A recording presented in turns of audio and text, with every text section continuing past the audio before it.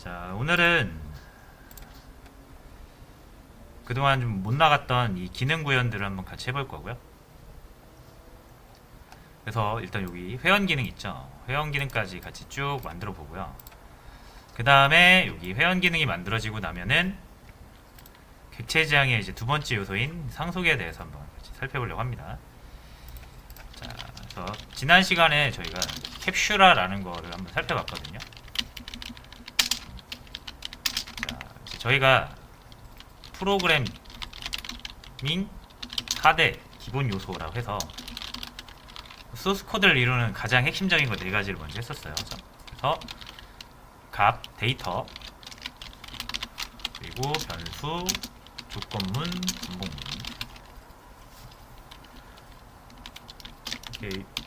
요게 이제 거의 전부라고 보시면 돼요. 그죠? 근데 이제 값을 좀 효율적으로 다루기 위해서는 배열이라는, 그리고 이 절차를 좀 효율적으로 구조화해서, 코드를 좀 구조화해서 관리하고자 해서 나오는 게 메서드죠.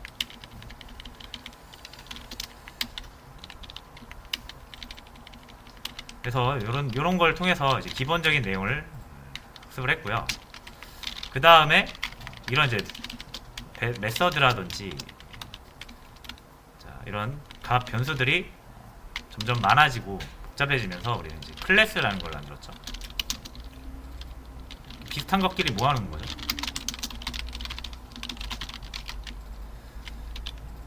그리고 복사본 만들어서 사용하는 거.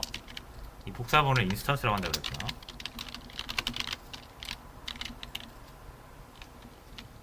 이 클래스를 복사해서 복사본을 사용한다고 그랬죠. 자, 이제 그런 과정에서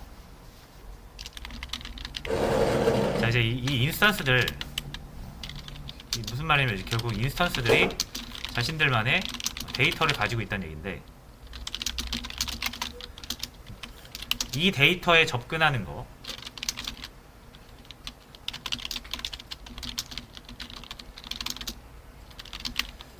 권한을 우리가 부여할 수 있다.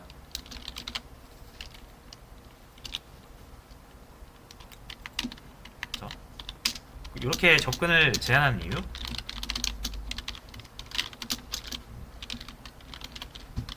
자, 인스턴스의 동작을 보장하기 위해서죠.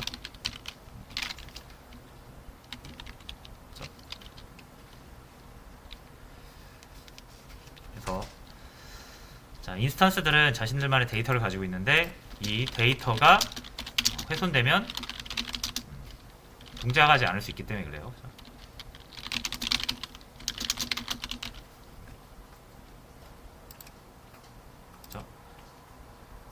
그래서 이렇게 인스턴스들이 가지고 있는 데이터에 함부로 접근을 못하게 막는 거, 그게 이제 캡슐화인 거죠. 인스턴스들의 데이터에 함부로 접근하지 못하게 막는 것이라고 보시면 돼요. 그래야 인스턴스가 최초에 만들어진 동작이 보장되게끔 만들어진 상태를 유지할 수 있으니까요. 근데 다 막아버리면 상호작용이 안 되니까, 그렇죠? 다 막아버리면 상호작용을 못하니까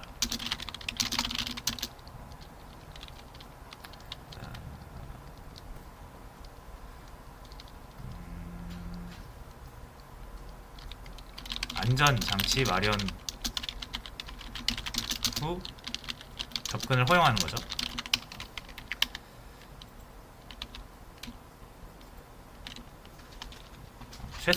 최선의 접근만 허용하는 거예요. 우리가 이걸 이제 뭘로 허용을 하냐면 이제 메서드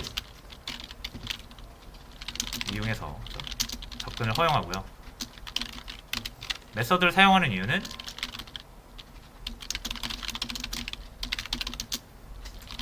안전 장치 코드를 작성할 수 있기 때문에 그렇죠.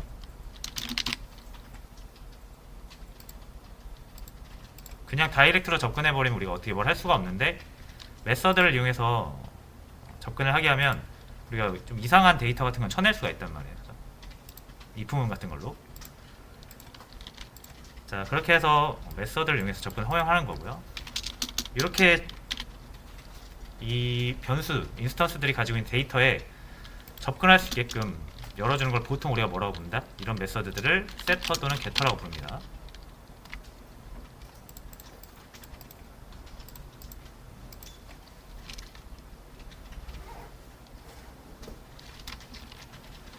그래서 인스턴스의 데이터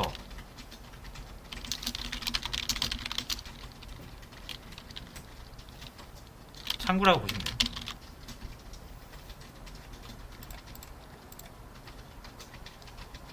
그리고 세터 게터는 규칙, 만드는 규칙이 딱 정해져 있다고 그랬죠.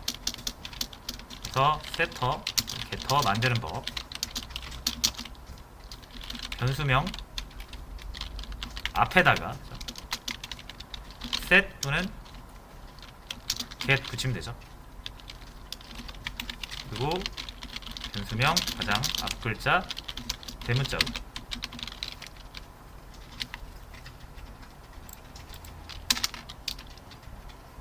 꼭 이렇게 지어야 됩니까? 꼭 이렇게 지으세요. 이건 약속이니까. 그래서 잠시만요. 글씨가 이걸 다 적을 것까지는 없는데, 일단 제가 그냥 설명을 드리기 위해서 쭉 적는 거예요. 제가 막 예쁘게 정리된 내용은 아닙니다만 대충 이해만 하시면 돼요. 이런 내용을 했었다 저희가 지난 시간에. 그래서 최종 이 캡슐라라는 개념이 적용된 코드가, 넘어갈게요.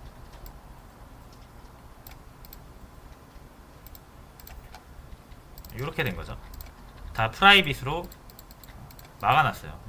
프라이빗으로 막으면 이 넘버라든지 타이틀, 이 아티클 클래스 내에 있는 이 6개의 변수는 그 어떤 클래스도 웹에서 접근을 할 수가 없고요.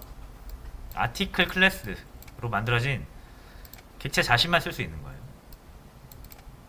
그렇죠? 그래서 요 클래스로부터 만들어진 이런 메서드들만 이게 사용 가능한 거죠. 그래서 다른 곳에서 이 아티클에 저장되어 있는 번호라든지 제목을 가져갈 수가 없잖아요. 그러면서 그래서 요 게터 세터를 만든 거죠. 요걸로 가져가라. 그래서 얘네들은 프라이빗으로 묶어놓고 퍼블릭으로 이걸 열어놓은 거죠. 케이스 씌워놓고 뭐 전원 버튼이나 디스크 넣는 그런 창구 좀 열어놓잖아요. 컴퓨터 사용할 수 있게. 그런 느낌이라고 보시면 돼요. 제조사에서 원하는 방식으로만 사용해라 이거죠. 이 클래스를 만든 쪽에서 원하는 방식으로만 사용해라 이거죠. 자, 이렇게 해서 안전장치를 마련했고요. 요거가 바뀌면서 이제 요걸 사용하는 부분이 이렇게 다 바뀌게 됐죠. 그래서 요걸 이제 미리 해놔야 나중에 이제 여러분들이 라이브러리 같은 걸 사용하실 때 이렇게 안 돼 있으면 사용을 못해요. 게터 세터 없으면. 그래서 캡슐라라는 걸 진행을 했었고요. 이게 좀 지금 이제 캡슐라라는 개념이 나왔잖아요. 이제 우리가 자바를 객체 지향 언어라고 하는데, 객체 지향이거든요. 객체 지향. 이게 좀 되게 추상적인 느낌이라서 어려워들 하시면 돼요. 실제로도 좀 어려워요. 캡슐라만 해도 좀 그렇죠. 어렵게 느껴지고 딱딱하게 느껴지고 재미없게 느껴지는데 뭔가 필요성도 잘 못 느끼겠고, 근데 매우 중요한 개념이라고 보시면 돼요. 객체 지향 쪽에서 이거를 이제 객체 지향 3요소라고 또 많이들 부르거든요. 자, 그래서 우리가 이거를 그래도 자바 수업이니까 한 번씩은 다 보고 넘어갈 거예요. 이렇게 세 가지를 객체 지향 3요소라고 합니다. 그래서 우리가 일단 캡슐라는 봤고요. 캡슐화가 되어 있는 객체들을 가지고 이제 상속이나 다양성을 적용시킬 수가 있습니다. 일단 상속이랑 다양성은 좀 다 나중에 할 거고요. 지금은 캡슐화된 버전을 바탕으로 좀 기능 구현을 좀 할게요. 왜냐면 이 상속을 그냥 하는 것보다 우리 프로그램 안에서 상속을 왜 쓰는지 직접 적용해 보면서 보는 게 나을 것 같다라는 생각이 들고, 그러려면 우리가 회원 기능까지는 완료를 해야 됩니다. 자, 그래서 한번 구현을 해볼게요. 이제 저희 뭐 이 내용은 정리 못하신 분들이 있으면 이거 따로 올려드릴게요. 자, 다시 이제 그럼 요구사항을 보면서 기능 구현을 좀 해볼게요. 어디까지 했냐면 저희가 검색까지 했거든요. 10번까지 했어요. 10번. 그럼 이제 하이 메뉴 추가하는 거랑 댓글 작성하는 거, 회원 가입, 로그인인데 이거부터 11번부터 같이 해볼게요. 그럼 이런 식으로 하면 된다라는 거를 보시면 되는 거고, 리드라는 거 하면 우리가 상세 보기를 할 수 있잖아요. 여기서 해볼게요. 저희 프로그램에서 리드 하면은 번호 입력해서, 자, 2번 게시물을 지금 상세 보기 하고 있는 거죠. 자, 그럼 여기에서 네이버 카페 같은 데 들어가시면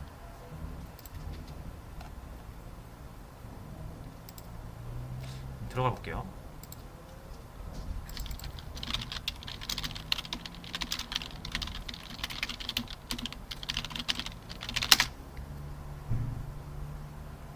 가입을 해야 되네요. 자.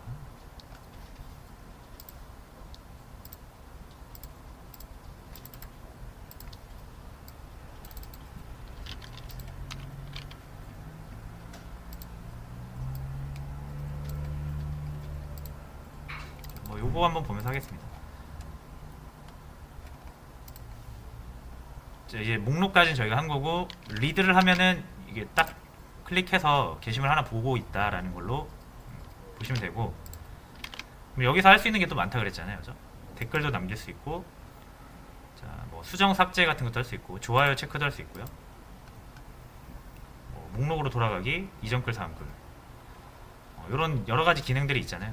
요런 거 기능들을 이제 상세 보기에서만 할 수 있는 것들이잖아요. 그래서 여기 들어왔을 때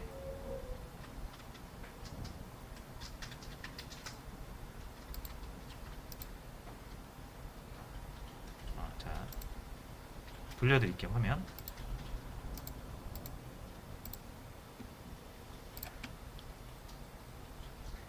네. 자, 그래서 이렇게 보시면 여기 상세 보기가 지금 된 거고요. 여기에서 그냥 지나가 버렸잖아요. 그죠? 근데 이제 상세 보기에서만 할 수 있는 메뉴를 우리가 제공을 해야만 요 사용하는 입장에서 이용할 수가 있겠죠. 자, 그 내용을 제가 요구사항을 이렇게 설명을 드린 거예요. 딱 보고 나면 끝내는 게 아니라 상세 보기에서 하고 싶은 일이 있습니까? 라고 물어보는 거죠. 할 수 있는 게 뭐 댓글 등록이라든지 좋아요, 수정 삭제, 목록으로 돌아가기, 이런 거 이제 여러분들이 여러 개 만드시면 되는 거고. 자, 일단 댓글 등록 먼저 해볼게요. 댓글 등록. 자, 그러려면은 상세 보기를 먼저 물어봐야죠. 리드를 했을 때 리드 쪽을 가시면 돼요. 자, 우리가 리드 치면은 요 리드 아티클이라는 메서드가 실행이 되는 거죠. 와서 이렇게 출력이 되는 거예요. 자, 그럼 출력되고 나서 끝나는 게 아니라 여기에서 이제 두 번째 메뉴 프로세스가 진행이 돼야 되고, 어떤 식으로 진행돼야 되냐면 정확히 이렇게 진행됩니다. 명령어 입력받고 해당 명령어 분석해서 또 분기를 시켜주는 거예요. 그럼 이 구조를 똑같이 만드시면 되거든요. 어디에? 이 밑에다가.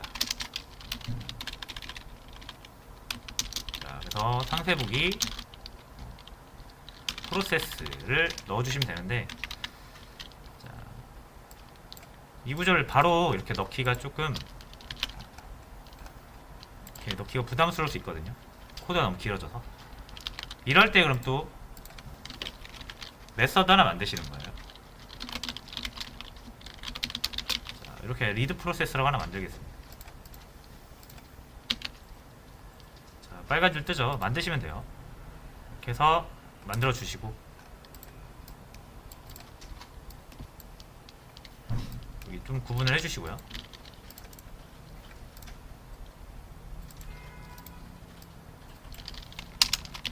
자, 여기에서 이제 이렇게 이런 식으로 입력을 받겠습니다.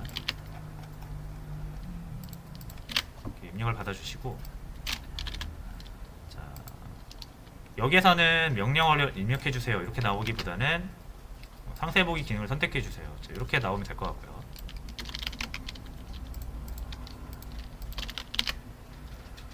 자, 그래서 여러분 무조건 기능이 조금 달라진다라고 하시면 메서드를 빼시는 게 좋습니다. 그래야 내가 여기에 집중할 수 있어요.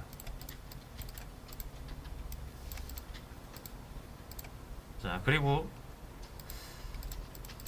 실제로 이제 입력을 받아야 되는데 숫자로 받잖아요. 숫자. 그쵸? 자, 그럼 요거 숫자로 변환하는 법 제가 알려드렸었죠. 인티저 파스인트.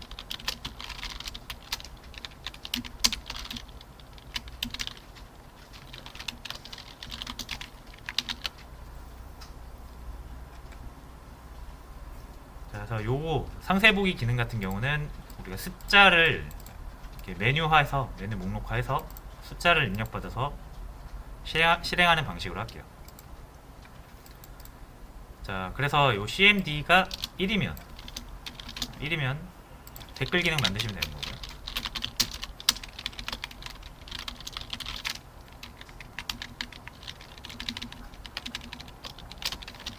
2면은 좋아요 기능.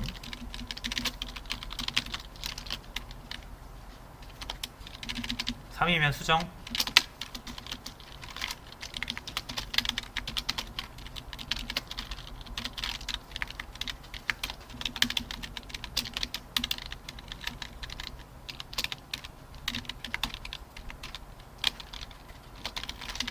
그래서 4면은 삭제.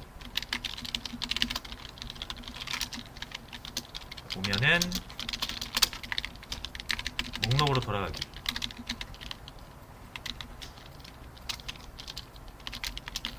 자, 요렇게 구성을 하시면 될 것 같고요. 실제로 이제 이렇게 출력으로만 해놨는데 실제로 여기다 이제 기능을 구현하시면 되는 거죠.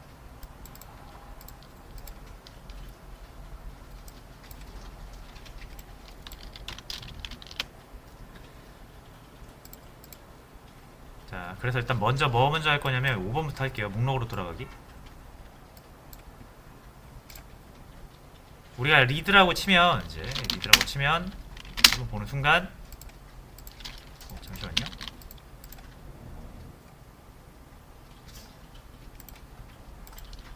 자, 반영이 안 된 것 같은데.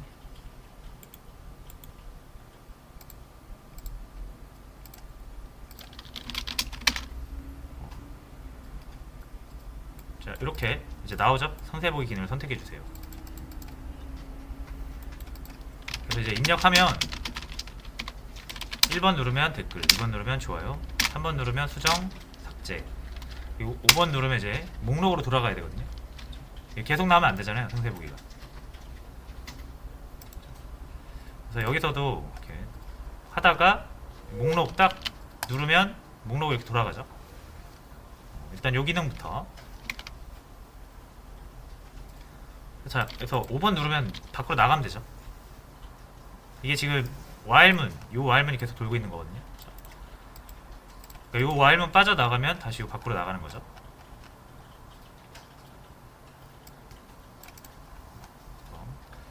헷갈리실 수 있거든요. 리드 치면은 여기 실행이 되는 거고요. 그럼 요 내용이 쭉 실행이 되면서 2차적으로 요 메서드 호출을 하죠. 그럼 요게 또 실행이 되는 거예요. 그럼 요 반복문이 지금 여기에서 계속 돌고 있다고 보시면 돼요. 그렇죠? 그러다가 이 반복문을 빠져나가면 이 리드 아티클 메서드가 끝이 나잖아요. 그죠? 그러면 다시 이 메인 프로세스가 한 번 더 도는 거예요. 그러면은 다시 원래 프로세스로 돌아오겠죠. 자, 그래서 요거 브레이크로 빠져나가시면 됩니다.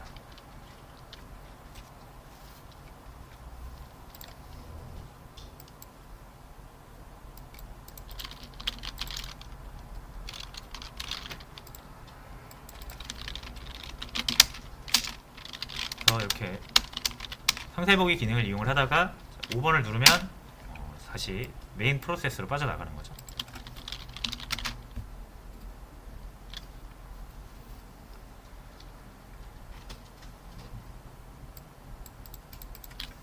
자, 됐고요.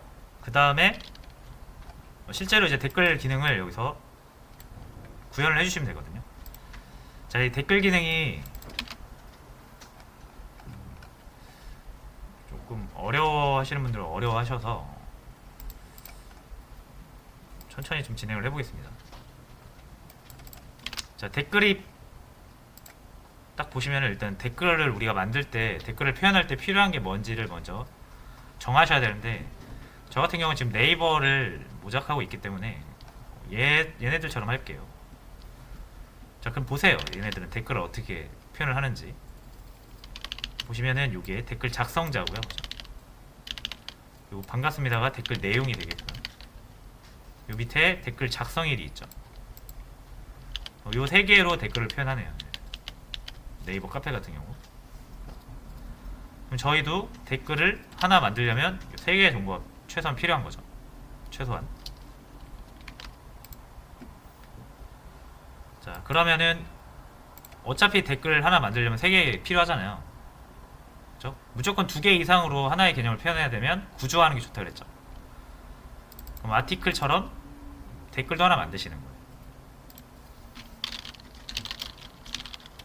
클래스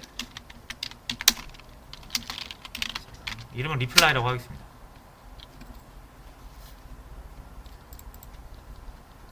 자, 그리고 지금 우리가 확인한 것만 해도 세 가지. 작성자, 내용, 작성일. 작성자는 private string 닉네임이라고 하고요. 댓글 작성자 역시 이제 private body라고 할게요. 이거는 댓글 내용.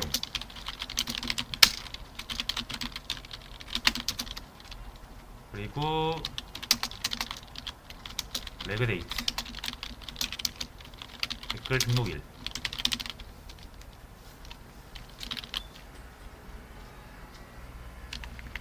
자, 하고 자, 제가 요거 아티클 할 때도 설명드렸을 건데 이제 이 번호 있잖아요. 이 여기서의 번호는 게시물이 여러 개 있을 때 그 이 게시물을 구분하기 위한 식별하기 위한 용도잖아요. 그죠? 그래서 차후에 여러분들 이제 프로그램 데이터를 다루실 때는 이 데이터라는 건 식별이 가능해야 되거든요. 똑같은 데이터라도 서로 다른 데이터가 있을 수 있어요. 똑같은 20이어도 나이 20인 게 있고 아니면은 사람 수 20인 게 있고, 그죠? 같은 20이어도 사용되는 게 뭐냐에 따라서 다르잖아요, 의미가. 자, 그런 것처럼 어떤 데이터는 구별이 가능해야 되고요. 우리가 구조화를 한다고 해서 이게 무조건 구별이 되는 건 아니잖아요. 그래서 구조화된 데이터 역시 구별이 필요하기 때문에 식별을 할 수 있는 용도로 주민등록번호 같은 거 하나 부여를 하는 거예요.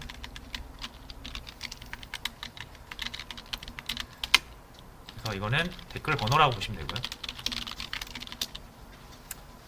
나중에 이 댓글을 찾기 위한 전용 데이터로서 쓰입니다.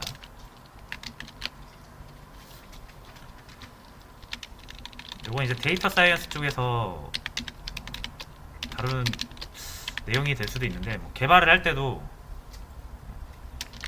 반드시 들어가는 개념으로서 이게 무조건 여러분이 데이터를 다룬다라고 했을 때 이 식별 데이터는 무조건 있어야 된다라고 아시면 돼요. 그래서 무조건 이 두 가지는 있어야 된다라는 걸 염두에 두시고 가면 되는 게, 첫 번째가 식별 코드, 중복되지 않는 유일한 값으로 데이터를 식별할 수 있는 식별 코드가 필요하고, 그리고 이거는 등록일, 댓글 등록일 여기서 보여줘야 되기 때문에 쓰기는 하지만, 이렇게 안 보여준다 하더라도 여러분이 데이터를 다루실 때는 무조건 데이터 등록일은 필수예요. 필수.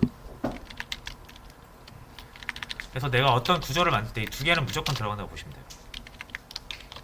식별자 그리고 데이터 등록일.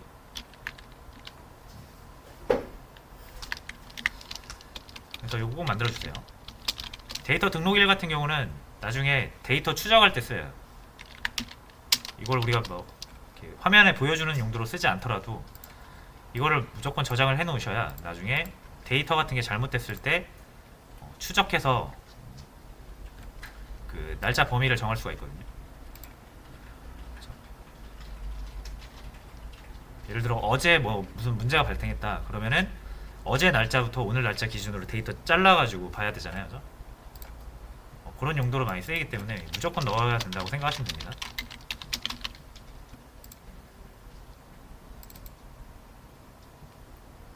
자, 뭐 이렇게 해서 이 네 가지 정도면은 댓글을 만들 수 있을 것 같아요. 됐죠? 자, 그럼 이제 우리가 해야 되는 일은 뭐냐면 댓글 등록이거든요. 댓글 등록이라는 건 뭐예요? 댓글을 만들어서 저장소에 넣는 게 댓글 등록입니다. 자, 게시물 등록도 우리가 애들을 통해서 아티클이라는 걸 만들 수 있게 정보를 싹 주워 모아가지고 객체에다 넣은 다음에 이런 객체들 여러 개 만들어내는 거잖아요. 그죠? 그게 하나하나의 게시물을 의미하는 거고, 그러니까 이거랑 거의 동일해요. 댓글 만드는 게. 자, 그래서 한번 볼게요. 댓글 뭐 이렇게 입력하고 등록하면은 등록이 되죠. 이거를 우리는 어떤 식으로 표현할 거냐면, 자, 댓글 등록 딱 누르는 순간, 자, 요거 요구사항 보시면 돼요. 이제 12번.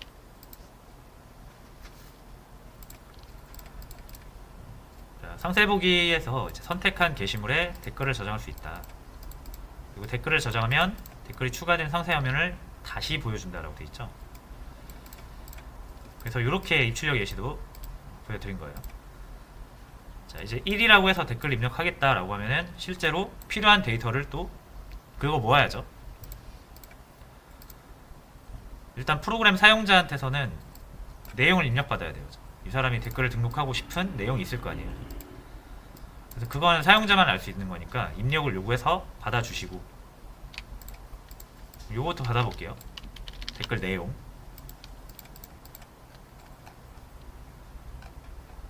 자, 여기 리드 프로세스에서 댓글 기능 있죠. 자, 그럼 여기서 또 바로 진행을 해도 되지만 저는 또 역시 add reply라고 따로 만들어서 할 거예요. 여기에다 계속 쌓아나가면 코드 길어지니까.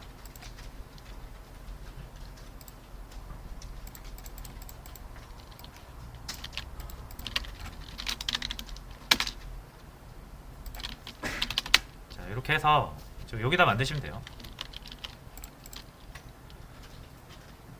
실행이 되면 일단 댓글 내용을 입력해달라고 요구해야 됩니다.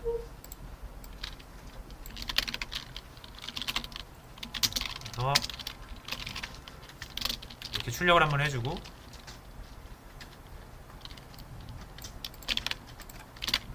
스캐너로 받아서 body라고 변수에 담아줄게요. 여러분 이제 총 4개를 모아야 되거든요. 댓글 하나 만들려면 일단 body는 하나 모았죠. 하나. 그럼 이제 닉네임이랑 레그데이트 아이디 3개를 모으시면 되는데, 자, 레그데이트 같은 경우는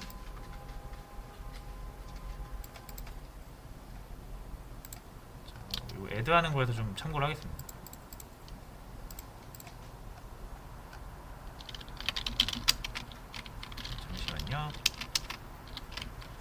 자, 요거 심플 데이트 포맷 있죠?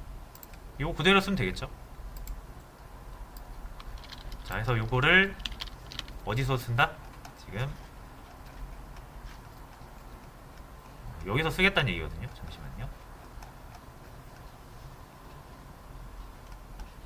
여기서 쓰겠다는 얘기죠. 이렇게. 자, 그러면 지금 코드 또 중복 났죠? 보시면 이제 또 데이터가 만들어질 때마다 가만 보니까 이게 많이 쓰일 것 같거든요. 그럼 이걸 어떻게 한다? 이제 또 메서드로 만드시는 거예요.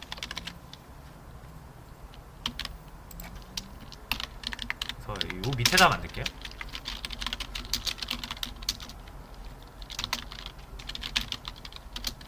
자, 메서드 이름은 제가 current date라고 할게요.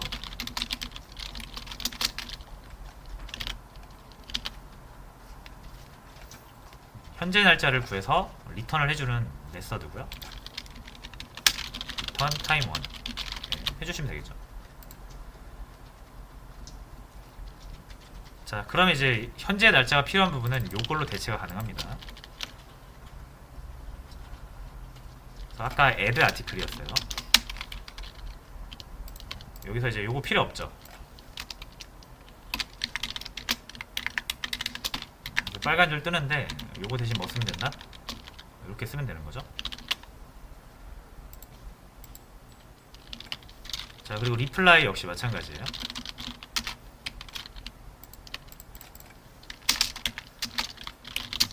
regdate라는 거 요거 이용해서 받아오시면 된다. 자, 그럼 두 개 모았어요. 그죠? 자, 그리고 닉네임 같은 경우는 게시물 등록할 때도 말씀을 드렸지만 우리가 아직 로그인 기능을 만들지 않았기 때문에 그냥 익명으로 해주시면 돼요. 자, 그럼 3개 모았어요. 그 마지막으로 아이디.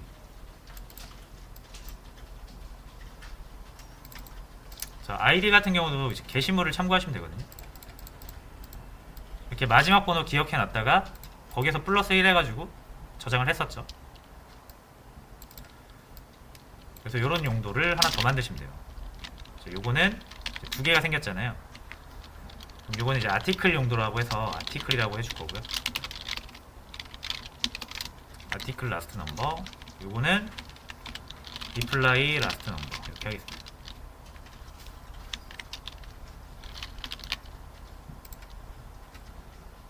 이제 요게 4인 이유는 우리가 이거 3개 만들어 놓고 네 번째부터 들어가잖아요. 그래서 4라고 해놓은 거고, 댓글 같은 경우는 뭐 아무것도 지금 없으니까 그냥 1이라고 해놓으시면 됩니다. 그러니까 지금 게시물 등록하는 거랑 거의 똑같이 가죠. 자, 이렇게 하면 이제 번호까지 얻었죠. 자, 여기 자, 번호 얻었죠. 4개 다 모은 거예요. 그럼 이제 뭐 하면 된다? new 해서 만드시면 되는 거죠.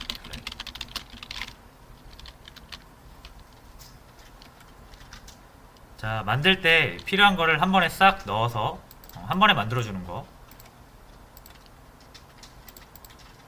값을 넘기면 그 값으로 한 번에 세팅을 해주는 거. 생성자 이용하면 되죠. 생성자.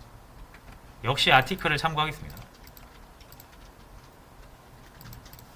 우리가 이제 얘를 만들면 이 값을 싹 넘겨주면 이 값으로 싹 세팅해서 세팅된 객체를 만들어준다 그랬잖아요. 리플라이도 마찬가지로 이렇게 해줄게요. 여기서 해줘야 되는 거 1번 생성자, 2번 getter setter. 이거 반드시 만들어줘야겠죠. 자, 그래서 생성자 만드는 거 요것도 여러분들이 직접 안 만드시고 툴의 도움을 받을 수 있어요. 그래서 여기 소스에 보시면 좀 밑에 generate constructor using field라고 있습니다. 자, 요거를 선택을 하시면은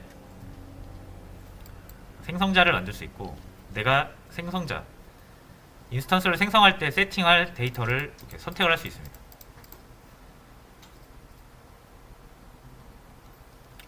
4개짜리 한번 할게요. 이렇게 자동으로 만들어지죠. 그래서 생성자 만들었고요. 게터 세터도 똑같이 소스 탭에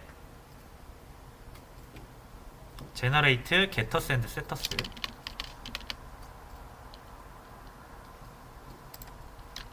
그래서 모두 선택하신 다음에 제너레이트 하시면 다 만들어집니다.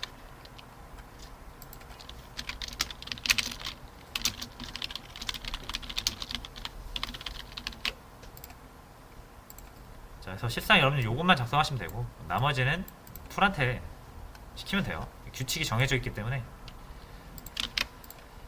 자, 해서 이제 리플라이를 만들 수 있게 됐습니다. 만들게요. 여기서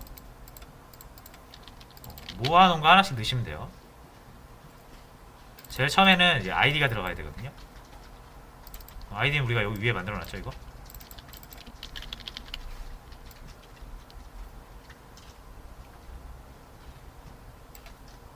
넣어주시고, 두 번째는 닉네임 요거 넣어주시면 되고, 세 번째는 바디 내용 요거 넣어주시면 되고, 마지막은 레그데이트 되겠죠. 이거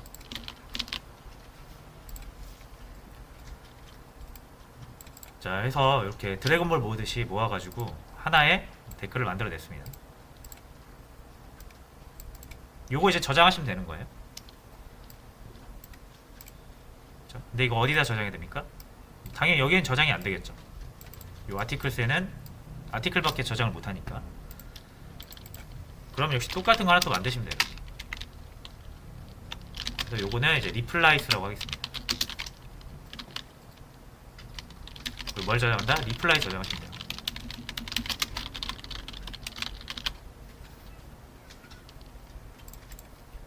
그렇죠? 여기에다 add 해서 저장하면 되겠죠. 그래서 이렇게 저장소 하나 더 만드신 다음에, 자, 다시 돌아가서, 자, 얘 이렇게 만들어졌죠? 변수에 담아 주신 다음에 요거를 추가를 하시면 돼요.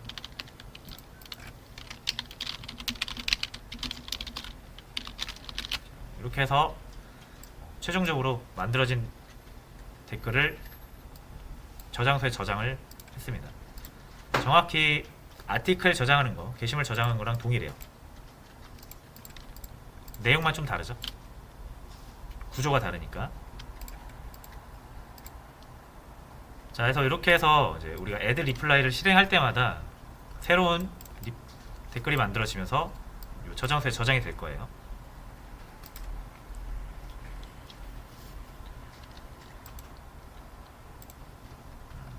자, 그래서 여기까지 좀 쉽지 않으셨을 텐데, 제가 지금 한 내용을 다 동영상으로 찍고 있으니까 이거를 최대한 빨리 진행한 다음에 올려드릴게요.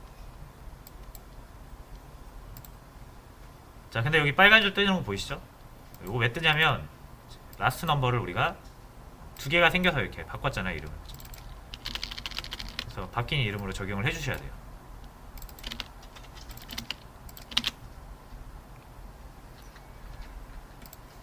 자, 됐습니다. 우리 이제 댓글 등록이 가능해진 거고요. 근데 이제 댓글이 등록됐는지를 보시려면 저장된 걸 또 출력을 해야 되잖아요, 그죠? 그래서 여기까지 일단 해볼게요. 댓글 저장이 완료가 되면 댓글이 추가된 상세 화면을 이렇게 다시 보여주면 되거든요. 입출력 예시를 보시면, 자, 댓글 등록하겠습니다. 안녕하세요 입력하고 올바르게 입력이 되면 이제 댓글이 등록되었습니다 출력을 해주면서 다시 이걸 보여주는 거예요. 그렇죠? 근데 이전이랑 다른 게 댓글까지 같이 보여주는 거죠. 밑에 댓글까지. 댓글 등록 한 번 더 하면 이렇게 두 개 보여주면 되고요. 자, 그러려면은 요 상세 화면 보여주는 화면 있잖아요.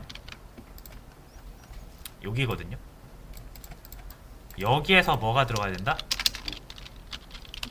댓글 출력이 들어가야 됩니다.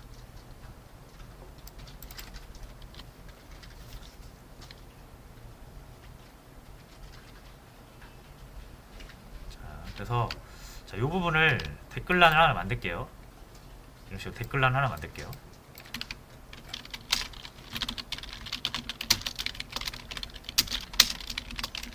쭉 줄 한번 그어주고 댓글 대충 이런 식으로 만들어 보겠습니다.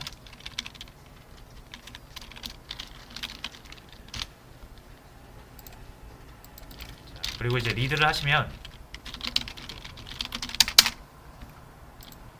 댓글란이지 나오죠. 물론 댓글이 없기 때문에 아무것도 안 나와요 밑에. 자, 그럼 이제 여기서 꺼내서 보여주시면 돼요. 어디에? 댓글 저장소에 있는 댓글들 꺼내서 보여주시면 돼요. 자, 리플라이스 안에 있죠. 여기서 꺼내서 보여주시면 되는데 댓글이 여러 개 있잖아요. 그렇죠? 반복문 이용해서 출력을 해주시면 된다.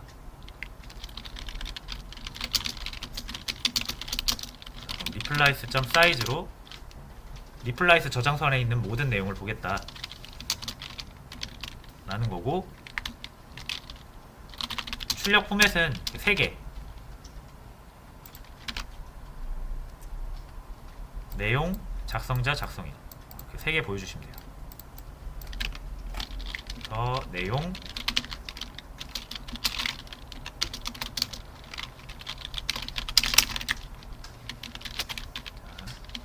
작성자, 작성일이고요. 옆에는 진짜로 댓글에서 데이터 꺼내갖고 보여주면 되죠. 자, 그럼 리플라이에서 꺼내시면 돼요. 역시 어디를 참고하시면 된다? 아티클 리스트를 참고하시면 됩니다. 아티클스에서 하나씩 빼가지고 변수에 담은 다음에 getter 이용해서 가져오고 있죠. 똑같이 여기서도 리플라이스에서 하나씩 가져와서 변수에 담아 주신 다음에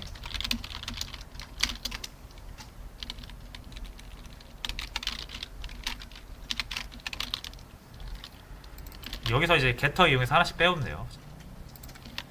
내용은 getbody,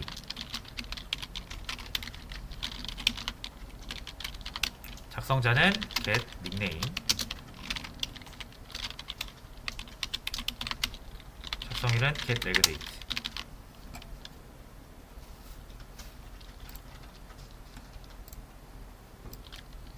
댓글란 이렇게 한번 만들어 볼게요.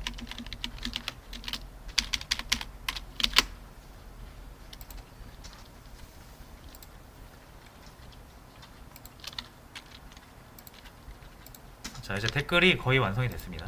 한번 해볼게요. 리드해서 댓글이 지금 없죠? 비어 있는데 이제 등록을 해볼게요.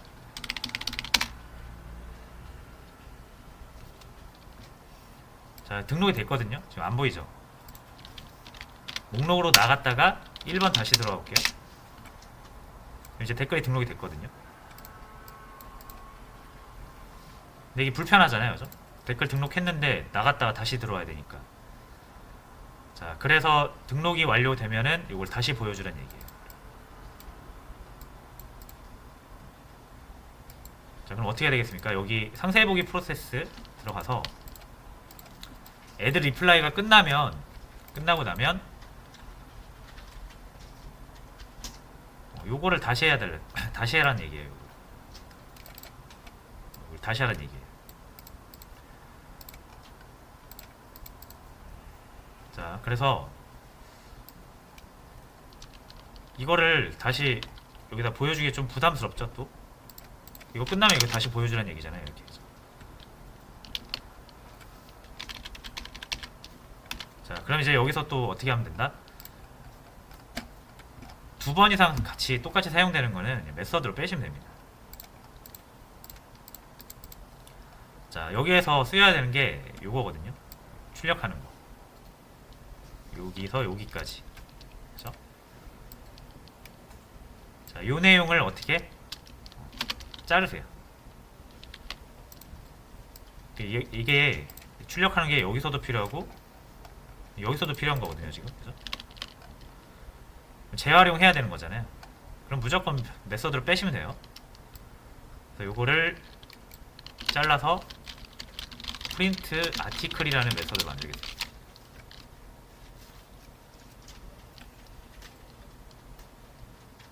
없으니까 빨간줄 뜨겠죠. 똑같이 만드시면 되고요. 여기다 이렇게 넣어주세요.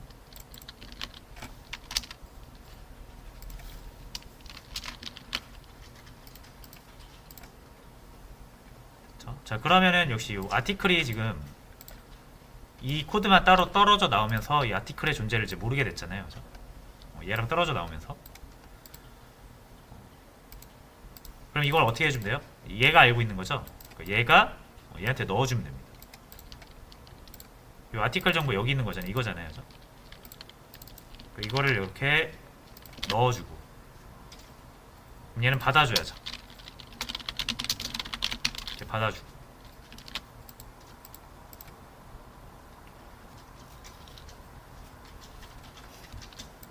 이런 식으로 이제 메서드로 기능을 따로 분리를 하면 동일한 기능은 계속 재활용해서 쓸 수 있는 거예요. 자, 그리고 요거를 어디에서도 쓴다? 여기에서도 쓰는 거죠. 여기.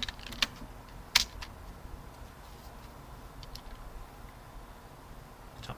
여기서 다시 보여줘야 되니까. 근데 아티클이 없죠? 여기에서 또 넘겨주면 되죠. 이렇게. 여기에서.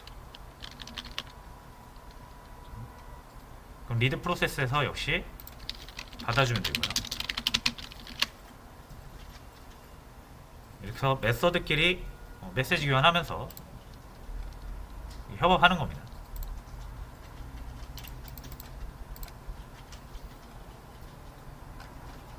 자, 됐죠? 그럼 여기에서 출력하는 아티클과 리드 프로세스에 들어가서 요거 애드 리플라이 한 다음에 출력되는 이 아티클이 동일한 거죠.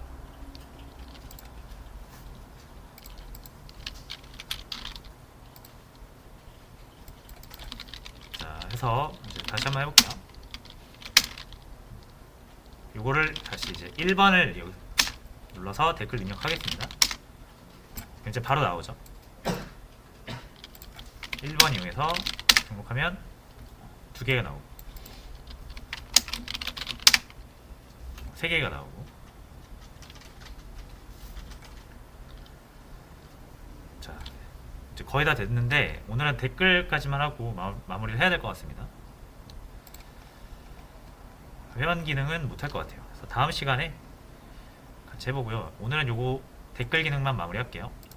이제 끝이 아니라 거의 다 왔는데, 자, 보시면 이제 5번 누르면 목록으로 돌아가잖아요. 그리고 저희가 댓글을 등록한 게시물은 1번 게시물이에요. 1번 게시물. 그렇죠? 여러분, 제가 여기 이 서울 DM 민오 이 사람이 쓴 게시물에 댓글을 달았는데 다른 게시물에 나오면 안 되죠. 다른 게시물 들어갔을 때 여기에 아까 제가 작성한 댓글이 나오면 안 되잖아요. 그죠? 게시물에다 다는 거니까. 여기에다가 제가 다른 적이 없어요. 댓글을. 이렇게 작동이 돼야 되잖아요. 근데 요거 이제 리드에서 2번을 보시면 아까 작성한 게 2번에서도 나와요. 그죠?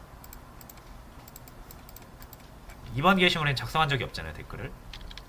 마찬가지로 3번 게시물에 가면 또 똑같이 나옵니다. 요것만 이제 해결하면 되죠. 자, 그러려면은 여러분들 이 댓글 3개가 나오는 원리가 여기서 출력을 해주는 거잖아요. 저장소 안에서. 그죠? 근데 저장되어 있는 댓글을 다 출력하죠. 근데 그렇게 하면 안 되고 1번 게시물에서 저장한 댓글은 1번 게시물에서만 보여줘야 되고 2번 댓글, 그러니까 2번 게시물에서 저장한 건 2번에서만 보여줘야 되잖아요. 그러려면 이제 이 댓글이 몇 번 그 게시물에서 쓰여진 댓글인지를 알아야 되거든요. 그쵸? 그래야 여기서 걸러서 보여줄 거 아니에요. 그럼 이제 댓글이 뭘 기억해야 된다? 자신이 어떤 게시물에 쓰여진 댓글인지를 알고 있어야 돼요. 자, 그래서 요게 이제 마스터피스가 되겠습니다. 데이터를 하나 더 저장을 하시는 거예요. 이거는 뭐다? PID라고 할게요. 부모 글 번호. 그래서 1번에 쓰여진 게시물이면은 이 부모글이 1번인 거고요. 2번에 쓰여진 댓글이면은 이 부모글이 2번인 거예요. 그래서 자신이 어떤 게시글의 댓글인지를 저장을 하고 있어야 되는 거죠.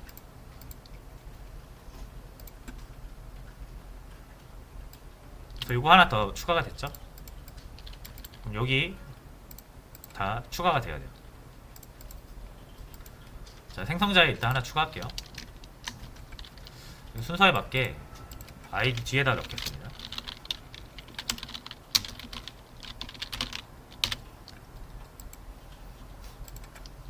그리고 여기서도 PID, PID 이렇게 넣어줄게요.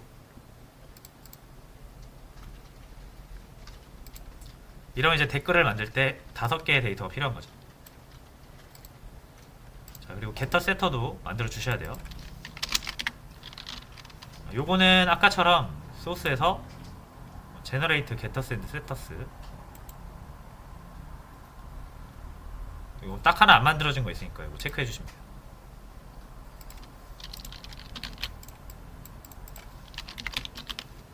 자, 그래서 댓글 구조가 수정이 됐고요. 자, 그럼 이제 다시 등록하는 부분, 여기서 에러가 나겠죠. PID 안 넣었으니까.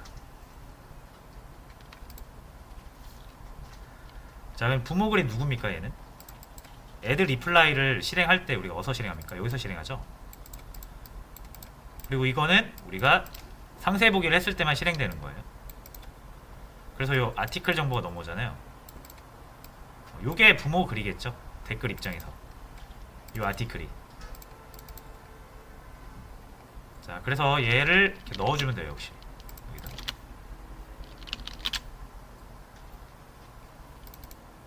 필요하니까 넣어줘야죠. 그렇죠? 그럼 애들 리플라이에서 받아줘야죠.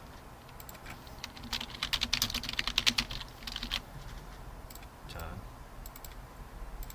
그럼 지금 우리가 상세 보기 하고 있는 게시물 정보가 들어온 거고요. 댓글을 작성하면 그 게시물이 부모 게시글이 되겠죠.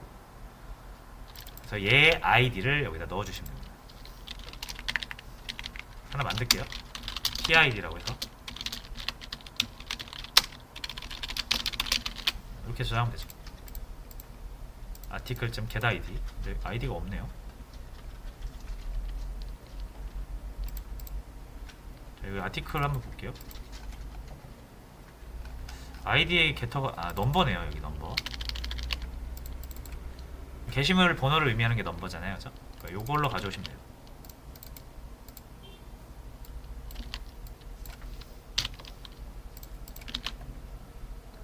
자, 그럼 이제 부모 게시글 번호를 얻었죠? 요거를 뒤에다 이렇게 저장을 하겠습니다. 자, 이러면 이제 우리가 그 댓글을 살펴볼 때 이 댓글이 어떤 게시글의 댓글인지 알 수 있어요. 그죠? 요걸로.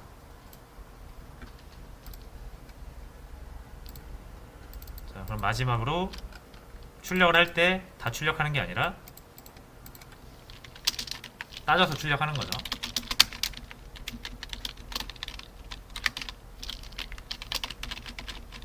자, 이 출력을 if문으로 감쌀게요. 여기에 조건은 현재 내가 보고 있는 게시물 번호랑 리플라이의 부모글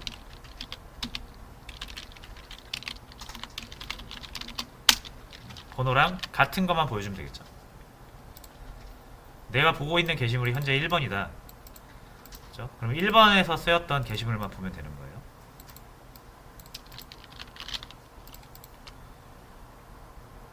자, 그래서 이렇게 하시면 이제 완성이 됐습니다. 리드 1번 1번에다 일단 댓글 등록하고요. 그리고 목록으로 다시 나간 다음에 2번을 봤을 때 이번엔 댓글이 없죠. 여기엔 BBB라고 등록을 하시고 새로 등록이 된 거고요. 다시 1번을 보시면 AA가 잘 저장이 되어 있고요. 다시 2번을 보시면 BBB가 잘 저장이 되어 있고 이렇게 돼야 되죠.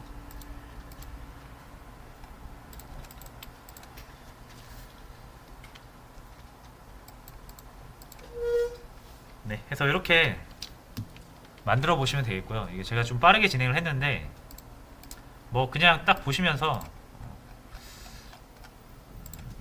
코드를 작성하고 못하고는 떠나서 일단 이해를 하시면 되고, 어차피 코드는 여러분들이 보면서 좀 또 계속 작성을 해보셔야 되는 거니까 제가 코드랑 영상을 올려드릴 거예요. 그래서 그거 보시면서 한번 다시 만들어 보시면, 직접 만들어 보시면 이제 또 그 다가오실 거예요. 어떤 그 느낌이 오실 거예요. 그래서 오늘 여기서 댓글 등록까지만 하고요. 나머지는 여러분들 좀 정리해 볼 수 있는 시간 드리도록 하겠습니다. 소스 코드 올려드리고 영상 올려드리고